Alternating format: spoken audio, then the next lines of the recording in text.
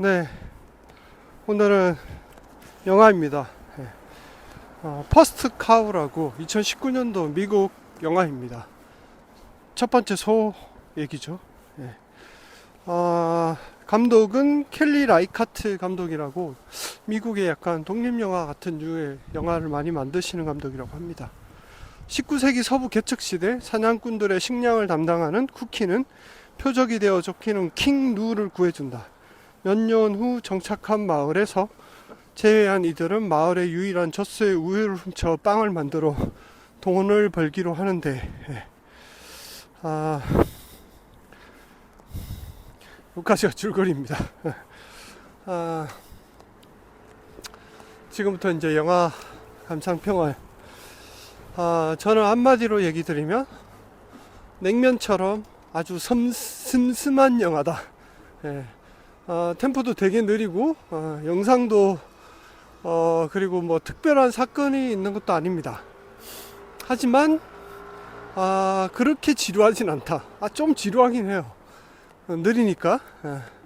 근데, 어쨌든, 곳곳에 나름의 감독이, 어떤 의미 부여들을 많이 하면서, 굉장히 독특한 영화다.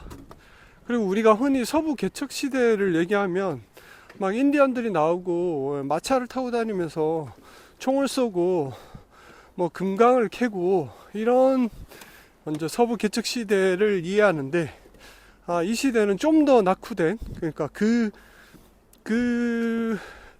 마차를 끌고 땅을 차지하는 그 시대의 약간 전이라고 할 수 있습니다. 그래서 보면 화폐도 제대로 안 돼 있고 막 물물 교환을 하기도 하고, 그 다음에 막 인종도 되게 다양한 인종이 나타납니다. 여기 킹누는 중국인이고, 러시아인들한테 쫓기고 있죠. 그리고 미국인도 있고, 그리고 영국인이 대장으로 그 마을을 지배하고 있고, 프랑스인도 나옵니다. 그러니까 이게 지금 미국 서부가 약간 미국 땅이라기보다는 어떤 지금 아직도 주인이 없는 그런 약간 개척시대.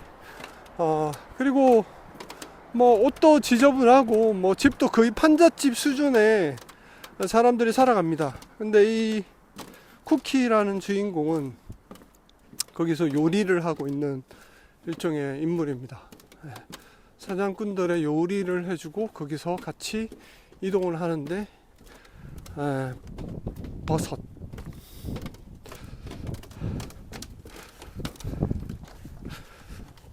같은 거를 사람이 지나가는 바람에 매봉산입니다. 버섯 같은 거를 채취해 가지고 요리하고 물고기 잡아서 요리해주고, 그런데도 그 사냥꾼들 한테 굉장히 구박을 받으면서 그 무리에 있습니다. 그러니까 이 영화는 우리가 생각하는 그런 서부 개척 시대의 마초적인 남자들과 그 험난한 어떤 야생의 어떤 그 느낌 속에서, 이렇게 쿠키같이 평범하게 그 일상을 보통의 사람들이 얼마나 살아가는데 얼마나 힘들었을까. 이게 초점이라고 볼 수 있습니다. 그래서 굉장히 소소한 얘기들입니다. 예를 들어 도마뱀이 뒤집혀 있으면 버섯을 캐다가 도마뱀을 뒤집어서 다시 가게 해준다든지, 뭐 물고기를 잡는다든지 바느질을 한다든지, 그리고 소를 훔치는 것도 아니고 소를 잡는 것도 아니고 소의 우유를 훔치다가 걸려서 도망자 신세가 되는, 그런 이야기입니다. 그러니 얼마나 소소한 이야기겠습니까?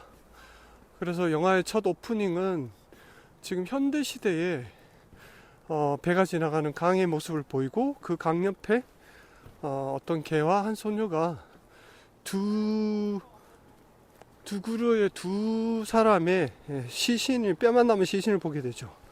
그리고 이 영화의 마지막은 그 쿠키와 킹누가 거기 둘이서 누워있는 장면에서 영화가 끝납니다. 이렇게 현대와 과거가 연결되는, 그렇게 구성은 되어 있고요. 이 두 사람의 만남도, 킹누가 도망을 치면서 발가벗긴 상태로 킹누를 쿠키가 재워주고, 그리고 킹누는 아침에 다시 강을 건너 도망갑니다. 그리고 어느 날 마을에서 술집에서 두 사람이 다시 재회를 하게 되죠. 이번에는 킹누가 자기 집에서 생활하라면서 쿠키를 데리고 자기 집으로 갑니다. 그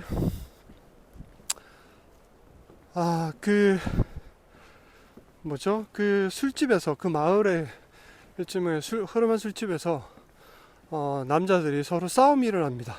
근데 그 한 남자가 아기 바구니를 들고 있고 아기를 조금 맡아달라면서 나머지 사람들과 싸움을 합니다. 거기에 술집에 있던 남자들은 전부 다 밖으로 우 나가서 그 싸움을 하는 구경을 하고 내기를 하죠. 근데 그 술집에 남아있는 사람은 킹누가 있었고 쿠키가 있었습니다. 두 사람은 맡겨진 아이를 보면서 마치 이게 그러니까 약간 엄마와 아빠와 아기와 일종의 하나의 그런 집, 가정을 보여주는 것 같은 그런 느낌입니다. 그리고 두 사람이 다시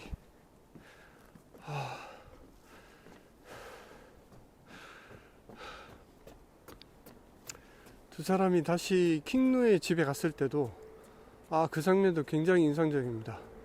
킹누가 자기의 집 허름한 그 판잣집에다가 초대를 했는데 자기가 불을 떼겠다면서 나가서 킹누가 장작을 팹니다. 그리고 창문 밖으로 킹누가 장작 패는 모습이 보이고, 이 쿠키는 갑자기 그 집안에 있는 빗자루를 들더니 청소를 하기 시작합니다. 이 두 사람의 그 투샷이 청소를 하고 있고 창문 밖으로 장작을 패고 있는 장면이 굉장히 아름답고 인상적입니다. 그리고 꽤 오랜 시간 보여줍니다. 그리고 나서 쿠키는 또 나가서 꽃을 꺾어다가 화분에다가 꽃을 꼽습니다. 이걸 보시면 이제 엄청 섬세한 사람이라는 걸 알 수 있습니다. 쿠키가. 별명이 쿠키인 이유는 이제 요리를 하고 식사 담당이라서 그런 별명이 붙었겠지만, 쿠키의 어떤 그 주인공 배우의 눈빛을 보면 굉장히 맑고 선한 사람이라는 거를 그냥 모습만 봐도 알 수 있는 그런 상황입니다. 이 두 사람이 같이 살면서 이제 어느 날 쿠키를 만들게 되죠. 쿠키가 일종의 스콘 같은 거를 만들어내는데, 여기에 뭔가 우유가 있으면 더 맛있을 것 같다면서 그 마을에 유일하게 배를 타고 건너온 소를 한 마리 보게 되죠. 그 마을의 대장의 집이죠. 거기에 소가 한 마리 있는데, 배를 타고 오다가 아버지도 죽고 자식도 죽고 이제 암소 한 마리만 이렇게 와 있는 상태입니다. 그래서 이제 소의 젖을 훔치러 가죠. 그래서 그 쿠키를 만들어서 불티나게 잘 팔립니다. 다들 자기 이제 고향의 어떤 맛을 느끼면서 줄을 서서 그걸 사 먹으려고 하죠. 그래서 근데 사실 이 대장은 거기에 우유가 들어갔다는 거를 별로 생각하지 못하고 영국의 패션이나 이런 쪽에만 관심이 있는 그런 사람입니다. 근데 어쨌든 그러다가 어느 날 나무에서 망을 보던 킹누의 나무가 부러지면서 들키게 되고 도망자가 되어 쫓기게 되는 신세가 되면서 부상을 입었고, 둘은 이제 잠시 쉬어가겠다면서 누워있는 장면에서 영화가 끝이 납니다. 이 두 사람의 우정이라고 할까요? 어찌 보면 약간 사랑 같기도 하고 마치 엄마와 아빠와 그런 모습, 가정을 보는 것 같기도 합니다. 하지만 어쨌든 이 영화가 그 서부 기척시대의 험난한 세상 속에서 그 일반적인 보통 사람들이 이런 삶을 살았을 때고, 그 사람들이 뭐 총질을 하거나 뭐 싸우거나 그러지 않은 여자들도 있었을 테고, 그러지 못한 이렇게 식사를 하는 그런 사람도 있었을 테고, 그 보통 사람들이 살아가는 데 있어서 얼마나 힘겨웠을까, 이런 것들을 신랄하게 느끼게 해주는 그런 영화가 아닌가 싶습니다. 그러니까 약간 주류에서 벗어나 있는 약간 비주류의 사람들이 관심받지 못하지만 이렇게 알게 모르게 그 험난한 시대를 거쳐오면서 자신들만의 삶을 살아갔다라는 얘기를 감독은 하고 있는 것 같습니다. 그리고 이 쿠키가 얼마나 또 섬세한 사람이냐. 소에 젖을 때 소한테 얘기하죠. 아, 안 됐다. 강을 건너오면서 바다를 건너오면서 너희 아버지와 자식이 죽었고, 이런 말들을, 대화를 계속합니다. 스킨십을 계속하죠. 그리고 뭐 소의 젖을 이렇게 짤 때도 말을 계속 시킵니다. 그래서 언젠가 대장 집에 파이를 구워주고 나서 소가 막 그 쿠키를 아는 척을 하죠. 그래서 굉장히 당황하는 그 장면이 있는데, 그게 굉장히 웃깁니다. 그리고 소가 너무 잘생겼어.